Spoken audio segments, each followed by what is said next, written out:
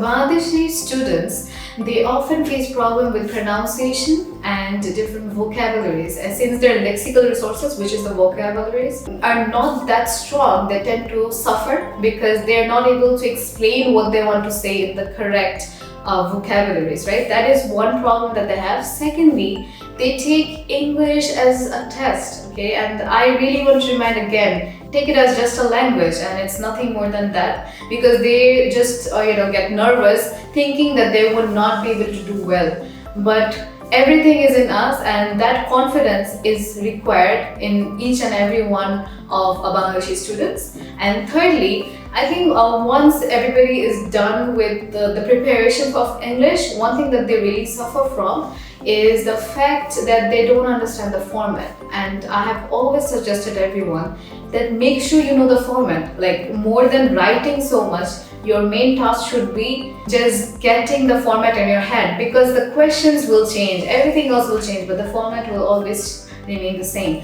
So create tricks for themselves is what I really suggest them, and Bangladeshi students are actually better than other country students, and all they need to do is just take it as a language. So if you come to Liakat, I think this is an amazing opportunity for you to know exactly where to start from, because we know exactly which person needs what at what particular time, and we would help you achieve your desired score.